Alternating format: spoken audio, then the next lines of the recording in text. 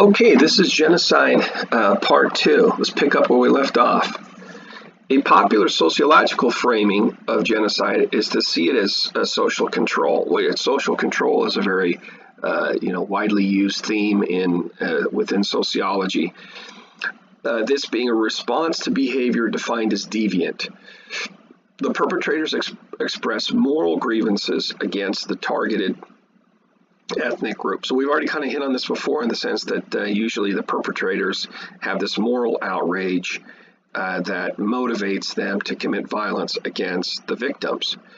And so this can be seen, according to this sociological framing, as a form of extreme social control, that you see something that you don't like, that you're against, that you think is deviant, it's wrong, it's evil, and so you lash out violently to try to destroy the people who are supposedly doing these things that are, in the mind of the perpetrator that are so awful. In Nazi Germany, the Jews were said to be, by the Nazis, to be clannish, aloof, distant. Keeping to themselves and not integrating and mixing with the ethnically German people, and also other negative stereotypes, accused of being sort of sneaky or dishonest in business, greedy, striving to sort of not only be successful and do well within society, but also to dominate and control and to undermine the well-being of German society. So again, all these negative ideas that these people convinced themselves were the case. Other negative stereotypes, like the Jews were accused of not liking to do manual labor, physical labor, but only engaged in other, non-manual sorts of occupations. And then the typical thing that you see among people who commit genocide is that they will describe the victims in non-human, subhuman ways: parasites, vermin, insects, cockroaches, this sort of thing. So when you dehumanize them, you not only are making them seem like they're bad, they're evil somehow, but you're making them seem like they're not valuable, like they can be, if you see them as a problem, that you could kill them like you could kill a pest. Parasites who live off the labor of others. Jews were accused of disloyalty to the nation, that they were seen as being subversive, working against the well-being of Germany, that they were communists who were in league with the Russians, and that Germany would be taken over by the Soviets, and the Soviets were thought of as being largely Jewish in origin. So these anti-Semites, these Nazis, blamed Germany's defeat in World War I on sort of Jewish betrayal and being in league with communists and the Soviet Union. So again, the important themes here are the sort of demonizing the victims, so they don't seem like humans. They don't seem to have rights as humans, to be worthy of fair and humane treatment. Let's turn to talk about the Rwandan genocide for a moment. Rwandan Hutus expressed numerous grievances against Tutsis prior to and during the 1994 genocide. The Tutsis were said to be clannish, again, stick to themselves, help each other out, but don't help us out. They were claimed to have a disproportionate share of places in secondary and higher education. So they're elitist. They have all the powerful, important, high-status positions that we don't have.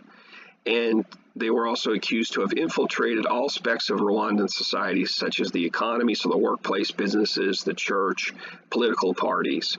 So again, you see, this is often what you see with genocide, is the victims may be weaker and smaller, but they're accused of kind of rising to the top and dominating and controlling and hurting the large group the majority group, and acting in ways against the majority group. Tutsi women were said to be physically appealing and to be preferred by foreign and Hutu men, and it was believed that they used their beauty to seduce and manipulate Hutu men. See, so what you often see is that the victimizers, the people who commit these genocides, will take anything that they see, that they perceive in the victim people, and they will, even if it's something that could be thought of as a positive trait, like being attractive,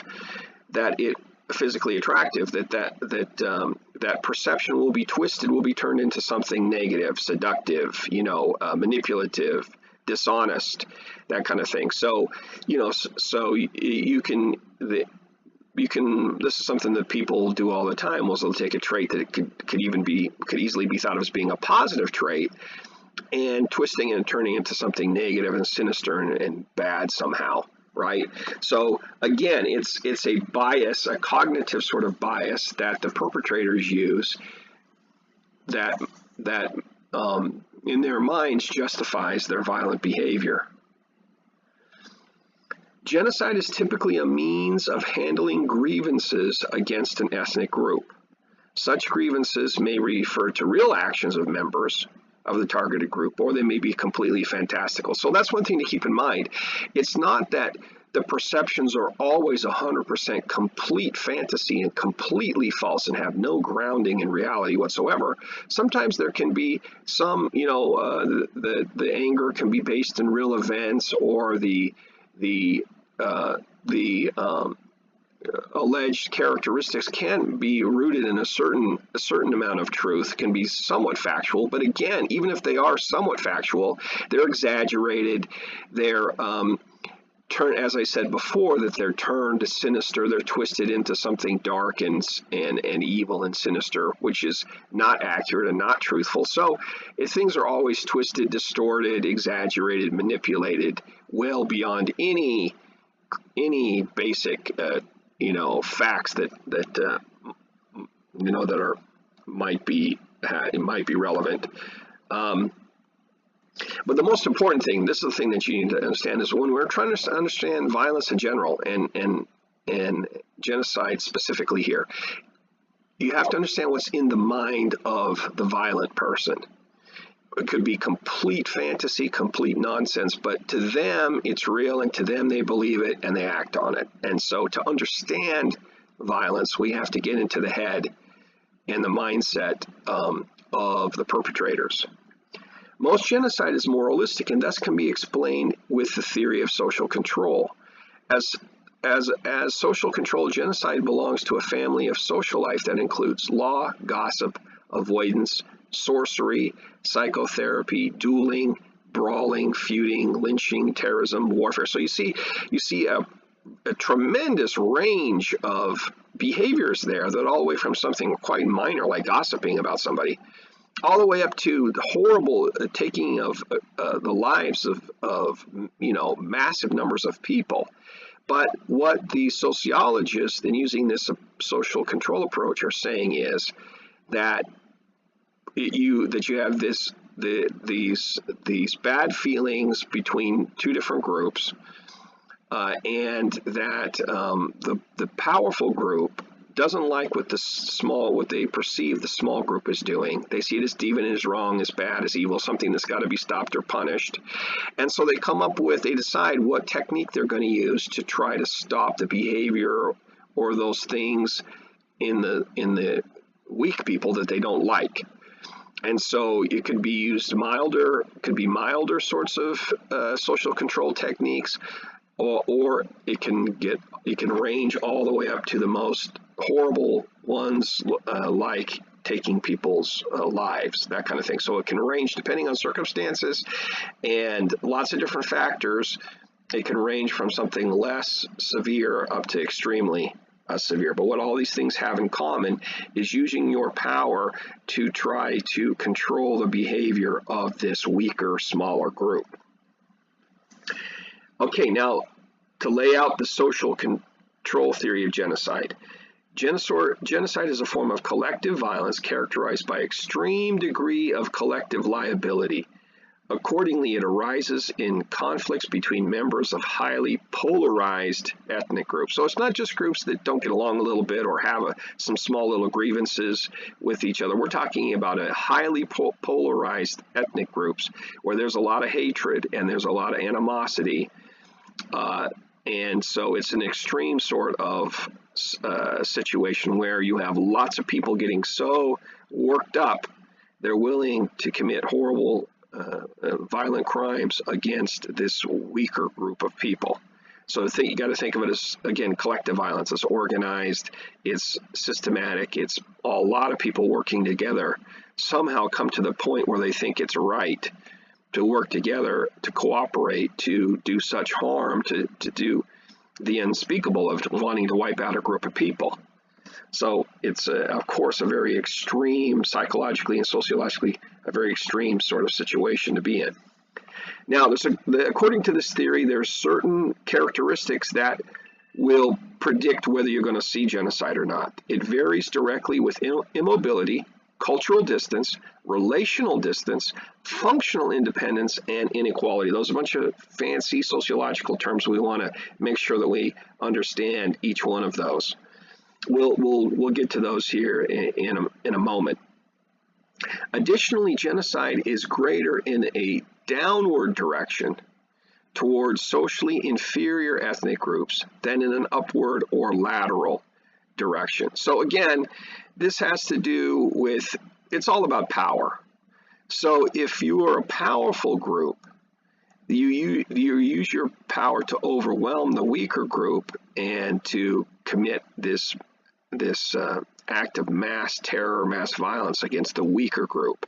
So the weaker group could be they could be numerically small, so they're a minority in the sense that they're a small percentage of society. Say, for example, in German society, World War II, the Jewish people were a small minority, just a small percentage of all German people. And so while many Jews occupied high status positions like being doctors and being professors and things like that. So there was many Jewish folks who were successful that way, but as a total group of people, they're small and weak compared to the ethnically German part of society. So there you had people who were, many of whom were in high positions, but were still weak due to their small size. But the point that they're making here is that genocide it's about power. So most of the time, your weaker people are also going to be on the bottom of society. They're going to have low status jobs, high levels of unemployment, high levels of poverty, and all these things that make you weak and that make you have less power than other groups of people. So the bottom line here is that it's all about power, but usually it's going to be in a downward direction, meaning the weak people are going to be on the bottom of society, and they could be large numbers of them. Say, for example, well, this is an example of genocide, but I was thinking of South Africa under apartheid. You had a minority of white people who ran society, and the majority of people, the largest number of people, were blacks at the bottom of society. So, it's a little bit of a complicated thing here, but bottom line is power, right?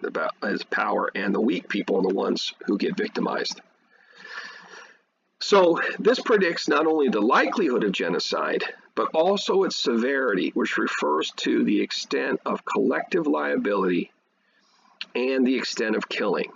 So this is all very sort of a formalistic sort of theory. They're saying all these different factors go into whether the genocide happens, the likelihood of it happening, how severe it is, how intense the numbers of people that are killed, and also the extent that it's sort of who is it exactly that's the key to the source of all of this genocide. So there's a lot of factors going on here, but we're going to make sure and explain all of this, make it a lot clearer. We're 15 minutes into it. Let's break again, and we'll come back for part 3.